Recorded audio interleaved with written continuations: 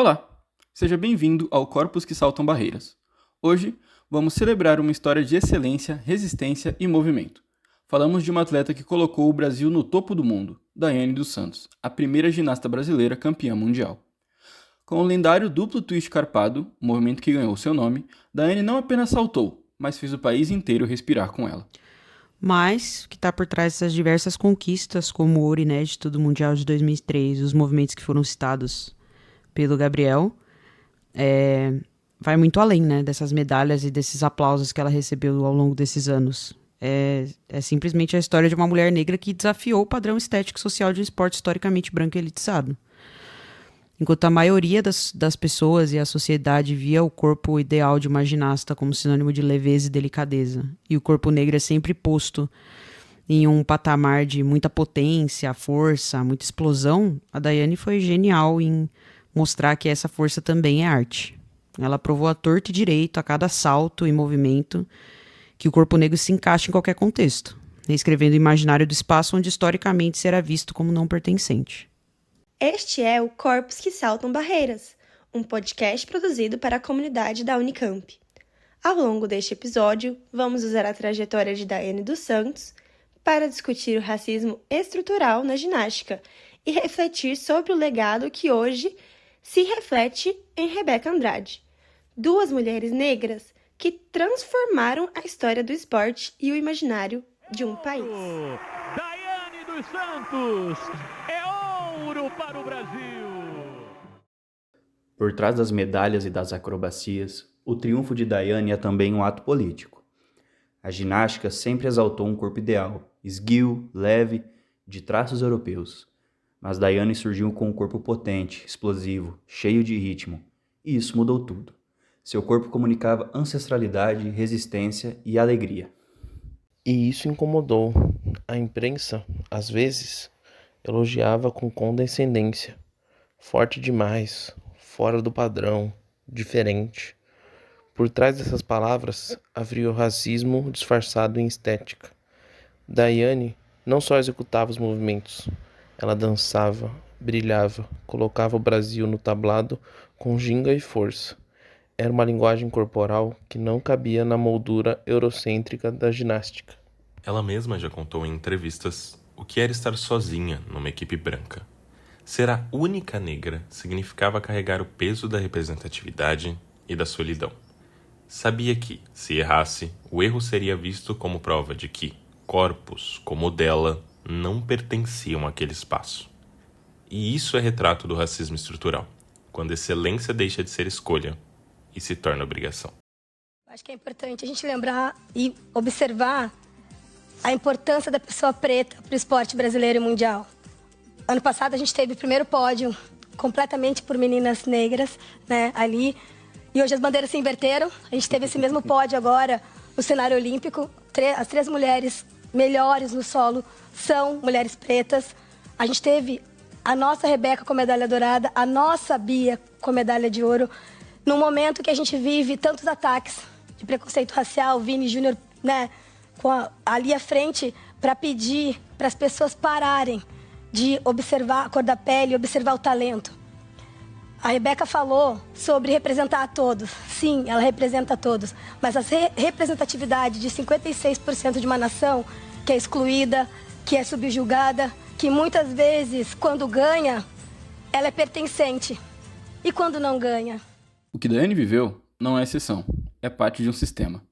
Pesquisas da Unicamp, como as conduzidas pela doutora Francine dos Santos Dias, mostram que atletas pretos e pardos enfrentam discriminações desde a base. Não se trata apenas de comentários isolados, mas de uma estrutura que define quem parece adequado ao esporte. Esse estudo da Francine revela algo bem profundo, né? O racismo ele não está só nas falas, ele está em toda a estrutura, ele está nas notas, nas avaliações, no olhar dos jurados. Esses atletas negros são frequentemente reconhecidos por essa força e não pela técnica que eles têm, né? Como se uma coisa anulasse a outra ou não pudesse andar junta, né? Não pudessem andar lado a lado. E essa leitura, ela limita e rotula, né? Apaga toda a sutileza e a arte presente nos movimentos que são feitos por esses atletas. E quando o corpo é de uma mulher negra, o peso dobra. Há uma sexualização constante, um julgamento estético que vê o corpo forte como excessivo. É como se a mulher negra tivesse que se desculpar por existir em espaços onde o padrão é outro. A exigência é dupla: ser atleta e provar o tempo todo que pertence ali. Essa herança colonial ainda molda a forma como o corpo é avaliado. A leveza associada ao corpo branco é vista como sinônimo de elegância, enquanto a força do corpo negro é tida como agressividade. Mas essa visão é falsa. E a trajetória de Daiane e Rebeca escancara isso.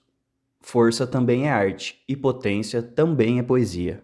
Quando Rebeca Andrade conquistou o ouro olímpico em 2021, o Brasil inteiro chorou, mas quem chorava com mais intensidade era a Daiane, agora do outro lado do microfone, narrando a vitória. Sua voz embargada carregava 20 anos de luta, quedas, vitórias e, acima de tudo, representatividade. Aquela narração foi simbólica. Era como se a história se completasse. A pioneira assistindo a geração seguinte alcançar o topo do mundo. Era o grito que dizia: agora somos duas e ainda virão muitas. Rebeca, por sua vez, nunca escondeu o quanto Daiane a inspirou. Ela disse: é preto no topo e pronto. Essa frase é mais que um lema, é um manifesto. É a afirmação de que o corpo negro não precisa mais pedir licença para existir no pódio. E naquele dia, quando Daiane narrou o salto final de Rebeca, o Brasil inteiro ouviu o som da reparação. Durante muito tempo, as pessoas disseram que não poderia ter, né, uma ginasta, que as pessoas negras não poderiam fazer alguns esportes. E a gente vê hoje a primeira medalha para uma menina negra. Tem uma representatividade muito grande atrás de tudo isso. É uma mulher que veio, uma menina que veio de uma origem muito humilde, foi criada por uma mãe solo, como a Dona Rosa, porque o pai da Rebeca é vivo, mas não é presente na vida dela. Aguentou tudo que ela aguentou, todas as lesões, e tá aí hoje para ser a segunda melhor atleta do mundo, uma brasileira. Olha, eu não consegui me expressar direito, porque se expressou muitíssimo bem. É muito difícil, sabe? As vitórias de Daiane e Rebeca vão muito além do esporte. Elas são um mapa que mostra onde o racismo estrutural ainda atua e onde precisamos agir para mudar. Elas abriram caminhos para que as pessoas pudessem simplesmente ser, sem precisar provar nada. Bom, o nosso trabalho ele tem um duplo propósito aqui, que seria o de conscientizar e denunciar. Aqui a gente buscou trazer esses dois propósitos através da história da Daiane, né, da realidade que ela viveu ao longo da sua carreira, né. Como já dito aqui anteriormente, uma atleta fundamental para o esporte, com as contribuições que ela teve, dos movimentos que ela criou, e principalmente, que seria o cerne aqui do nosso podcast, a importância dela para a representatividade negra no espaço da ginástica, né, num espaço eurocêntrico. Aqui a ideia da conscientização foca na estética, de que a estética ela não é neutra. Existe todo um contexto social e histórico por trás que prova que não é só o desempenho que está sendo avaliado ali, no contexto desse esporte. E a denúncia é extremamente clara, né? O talento negro ainda enfrenta barreiras invisíveis em todos os contextos e todos os espaços da nossa sociedade.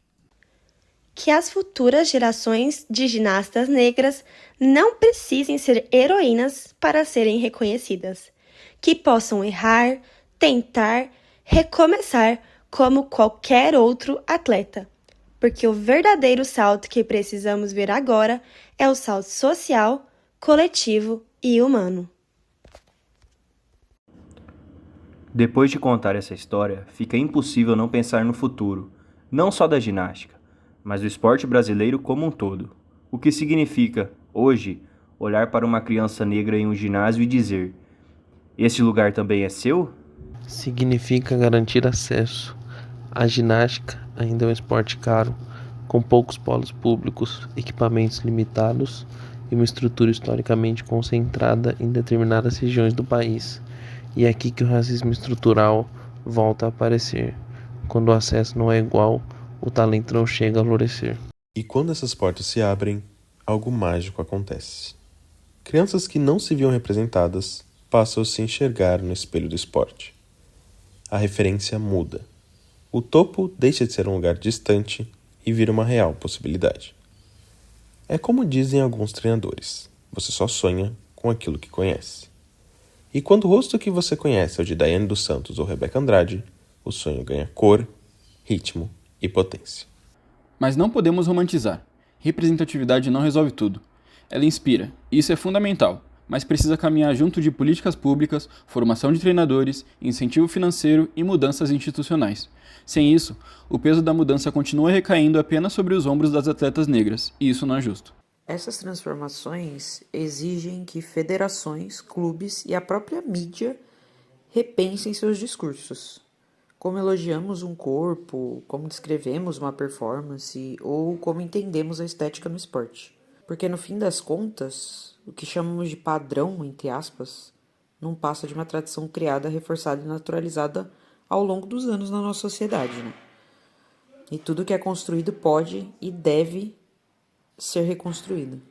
Talvez o maior legado de Daiane e Rebeca seja esse, o de mostrar que excelência não tem cor, que o talento negro sempre existiu, o que faltavam eram oportunidades para que ele fosse visto.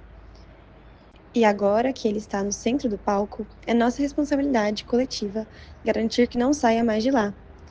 Porque quando uma atleta negra brilha, ela não está abrindo caminho só para si mesma, ela está abrindo caminho para centenas de meninas que vão chegar depois.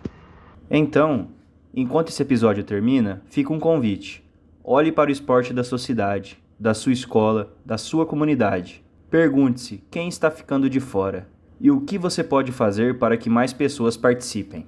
Porque o esporte não é só competição, é cultura, é identidade, é construção de futuro. E quando esse futuro é plural, ele é mais forte, mais bonito e mais verdadeiro. Que mais Daianes e mais Rebecas encontrem seus caminhos. Que os ginásios sejam espaços de acolhimento. Que os tablados recebam cada vez mais corpos diversos, potentes e livres. E que possamos continuar contando histórias como essa. Histórias de resistência, arte e reconquista. Este foi o Corpos que Saltam Barreiras. Roteiro e produção de Laura, José, Vitória, Gabriel, Leonardo e João Vitor. Obrigada por nos ouvir.